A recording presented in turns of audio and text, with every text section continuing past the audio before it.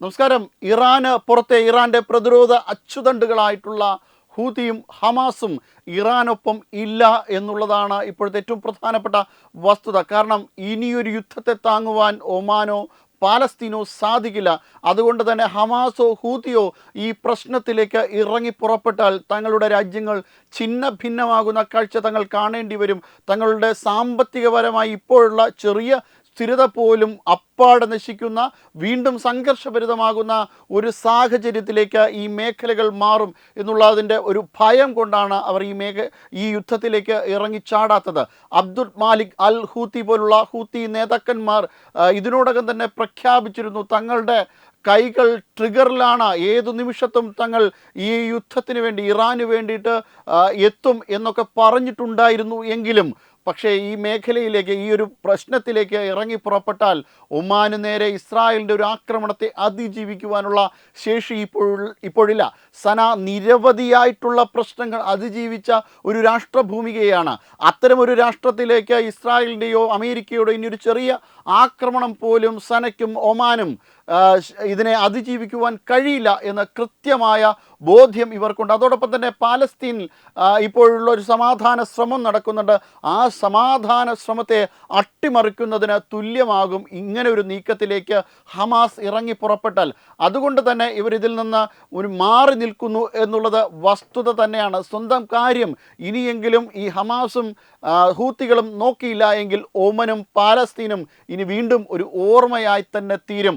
ആ ഒരു സാഹചര്യം എന്തായാലും ഒമാനും പാലസ്തീനും വരുവാൻ വേണ്ടിയിട്ട് ആഗ്രഹിക്കുന്നില്ല. ഭക്ഷണവും വസ്ത്രവും പോലും ഈ ഒരു അടുത്ത സമയത്താണ് ഇവിടെ മര്യാദയ്ക്ക് ലഭിക്കുവാൻ തുടങ്ങിയത്. അതുമാത്രമല്ല, സൗദിയുമായിട്ടൊരു ബന്ധം വഷളാകുന്ന ഒരു സാഹചര്യം പോലുമുണ്ട്.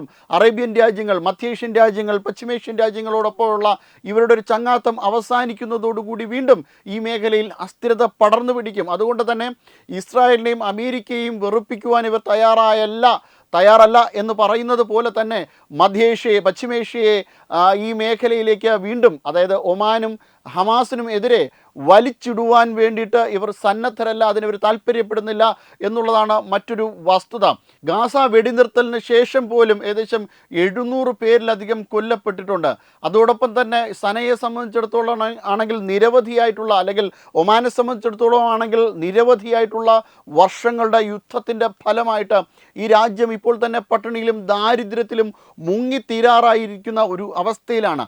ഇപ്പോൾ ഏതെങ്കിലും ഒരു സാഹചര്യത്തിൽ ഇവർക്കെതിരെ, അതായത് ഇസ്രായേലിനോ അമേരിക്കയ്ക്കോ എതിരെ യുദ്ധത്തിന് ഇറങ്ങി പുറപ്പെട്ടാൽ, അല്ലെങ്കിൽ ഗൾഫ് മേഖലയ്ക്ക് എതിരായിട്ട് ഏതെങ്കിലും ഒരു തരത്തിൽ ഇവർ ഇറങ്ങി എന്നറിഞ്ഞാൽ തന്നെ സത്യത്തിൽ ഈ രാജ്യങ്ങളെല്ലാം തന്നെ ഭിന്നമാകുന്ന ഈ രാജ്യങ്ങളെല്ലാം തന്നെ വളരെ വലിയ ഒരു ബുദ്ധിമുട്ടിലേക്ക് മാറുന്ന ഒരു സാഹചര്യം തന്നെ ഉണ്ടാകും. അതൊരു സമ്പൂർണ്ണമായ പശ്ചിമേഷ്യയുടെ ഒരു തകർച്ചയിലേക്ക് തന്നെ കാര്യങ്ങൾ കൊണ്ട് ചെന്നെത്തിക്കും എന്നത് ഉറപ്പാണ്. അതുകൊണ്ട് തന്നെ അറേബ്യയിലെ ഒരു സാധാരണക്കാരൻ്റെ മാനസിക അവസ്ഥ പോലും പരിഗണിച്ചുകൊണ്ടാണ് ഇത്തരത്തിൽ ഒമാൻ ഈ മേഖലയിൽ നിന്ന് മാറി നിൽക്കുന്നത്. ഹൂതികളും അതുകൊണ്ട് തന്നെയാണ് ഈ മേഖലയിൽ, ഈ യുദ്ധത്തിൻ്റെ മേഖലയിൽ നിന്ന് യുദ്ധത്തിൻ്റെ ഒരു അവസരം ഉണ്ടാക്കാതിരിക്കുവാൻ വേണ്ടി പരമാവധി ശ്രമം നടത്തുന്നത്. അതോടൊപ്പം തന്നെ ഗൾഫിൽ ഇവർക്ക് വലിയ രീതിയിലുള്ള ഒരു ബന്ധമുണ്ട്. ഗൾഫ് മേഖലയിലേക്ക് ആക്രമണം നടത്തരുത് എന്ന് ഒരു ഘട്ടത്തിൽ ഹമാസ് പറയുന്ന സാഹചര്യം പോലും ഉണ്ടായി. ഇത്തരത്തിലൊരു അധികാര വടംവലി നടത്തുന്ന സ്ഥലങ്ങളിൽ തങ്ങൾക്ക് ഇറാനൊപ്പം, ഒരു മാനസികമായിട്ട് ഇറാനൊപ്പമാണ് അവർ നിൽക്കുന്നതെങ്കിൽ പോലും, ഹിസ്ബുള്ളയുടെ കാര്യമെടുത്താലും ഹമാസിൻ്റെ കാര്യമെടുത്താലും ഹൂതികളുടെ കാര്യമെടുത്താലും ഇറാനൊപ്പം മാനസികമായി അവർ നിലയുറപ്പിക്കുമ്പോഴും ഇറാനൊപ്പം യുദ്ധമുന്നണിയിലേക്ക് ഇറങ്ങുവാൻ പറ്റുന്ന ഒരു സാഹചര്യത്തിലല്ല ഈ സംഘടനകൾ എല്ലാം തന്നെ. Web desk Tathwamayi news. HIV അണുബാധ സന്തോഷപൂർണമായ ഒരു ജീവിതത്തിന് തടസ്സമല്ല. HIV അണുബാധയ്ക്ക് ഫലപ്രദമായ ചികിത്സ ഇന്ന് ലഭ്യമാണ്. ഇതിന് യഥാസമയം അണുബാധ കണ്ടെത്തുന്നതും കാലേക്കൂട്ടി ചികിത്സ നടത്തേണ്ടതും അത്യാവശ്യമാണ്. സൗജന്യമായ ചികിത്സയും മാർഗനിർദ്ദേശങ്ങളും സർക്കാർ ആശുപത്രികളിലെ ART അഥവാ ഉഷസ് കേന്ദ്രങ്ങളിൽ ലഭ്യമാണ്. ആരോഗ്യ സംരക്ഷണം ഓരോരുത്തരുടെയും ഉത്തരവാദിത്തമാണ്.